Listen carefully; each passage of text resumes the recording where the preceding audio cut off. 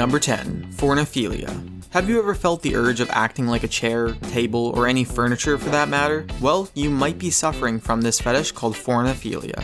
Fornophilia describes the fetish of acting like a piece of furniture or having someone do the same for you.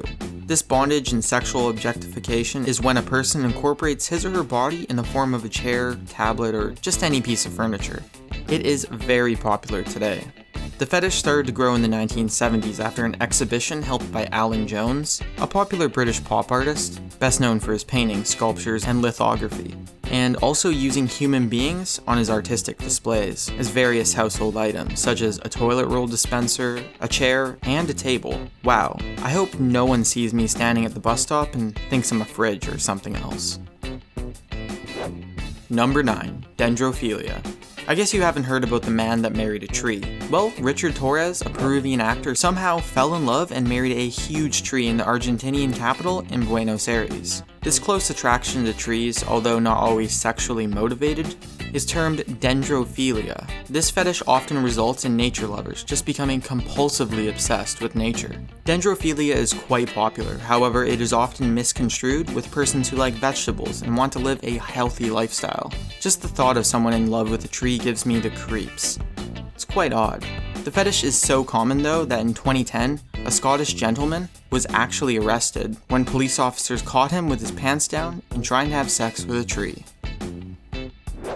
Number 8. Dacrophilia.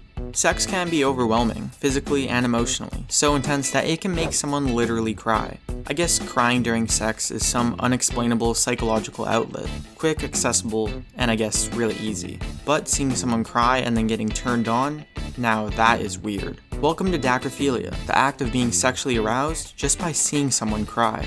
Not sure why someone would get sexually excited just by seeing another person cry, because crying and tears are normally associated with sadness, pain, a tragedy, or hurt. So I'm still trying to wrap my head around this one. Dacrophilia is not only linked to tears, but also being sexually attracted to anyone in serious distress. I wonder what a dacrophiliac would do at a funeral. Number 7. Formicophilia. There's a great concern about biodiversity in general, but with more focus on vertebrates, invertebrates are largely neglected. Truth be told, invertebrates' contributions to the ecosystem are very essential, all providing a balance in nature. Bugs can be eerie and nasty, trust me, I know. But there are persons who love being crawled over by bugs. Formicophilia describes this fetish, where a person is turned on by bugs and other insects, crawling and nibbling all over them. People with this fetish would place cockroaches, bugs, worms, or just any animal they can get on their skin. This craze most times does not involve sexual arousal or enjoyment, but most of the time it is just for research purposes. Many fanatics say they love the tingling sensation on their skin. Number 6. Olfactophilia. With all the different perfumes available, it can be hard to choose the right one that is going to work for you. But then, does it ever really hit you what makes each smell so unique and why everyone is drawn to certain smells? These smells may range from the most disgusting odors like the one from a dumpster, to the most expensive and exotic perfumes. Like the guy who loves the smell of gasoline, maybe it was related to some sexual sensation. Who knows, honestly. But this fetish or fixation towards being aroused or turned on by certain smells is known as olfactophilia. It might sound crazy, but the emotional triggers from these smells are linked to the brain. These smells may include fart, armpit odors, or even feces. Number 5. Herophilia. Sex before marriage? This relationship adage between sex and religion is combined in this next fetish. It's a strong sexual attraction to religious objects. The only positive about this fetish is that there are few people who are into this type of thing.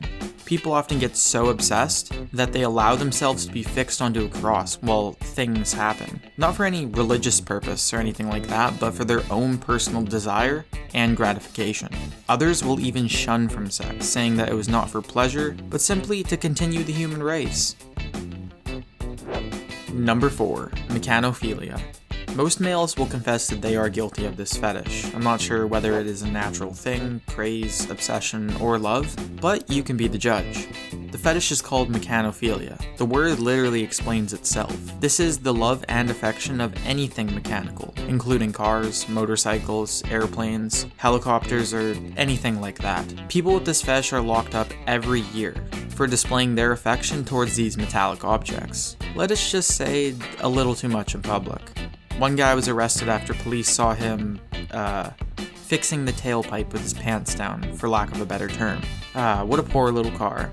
Another gentleman admitted in court in front of a judge that he has had sex with more than 1,000 cars. Number 3. Licking doorknobs. Whether it's entering your office, a room, your car, this means pulling a door at some point in time. The average person pulls about 8 doors a day. While most people just pull a door to do something on the other side, there is one group of people who are fascinated not with the doors, but instead the knobs. Licking doorknobs is a very common and extremely unhealthy fetish that most girls just seem to can't get enough of. The fetish originally started in Japan in a move to increase pornographic censorship, but people quickly gravitated to the idea and started enjoying it. Maybe it's the sensation of their tongue rubbing on steel that gives this sexual thrill. Honestly, who knows? Number 2. Trichophilia. Our list of fetishes would never be complete if we left this one out. Research has shown that the average woman will spend about 136 days of their life getting ready, or approximately 3,276 hours. That's enough time for an astronaut to fly to the moon and back 22 times. But getting that hair done right and those eyebrows on fleek can take some time. But are these women suffering from trichophilia?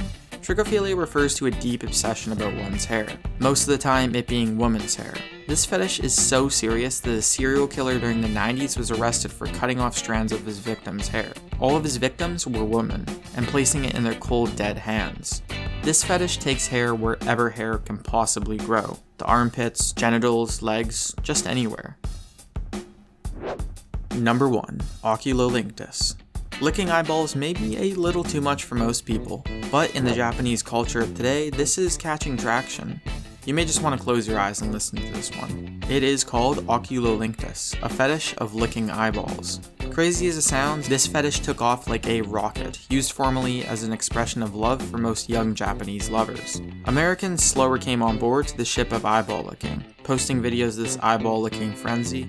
The only difference for them, this fetish was not considered a romantic practice, but instead used as a joke, like the famous wet willy. This fetish even caused a massive pink eye breakout in one school in Japan, and everyone got infected. And when I mean everyone, I literally mean everyone.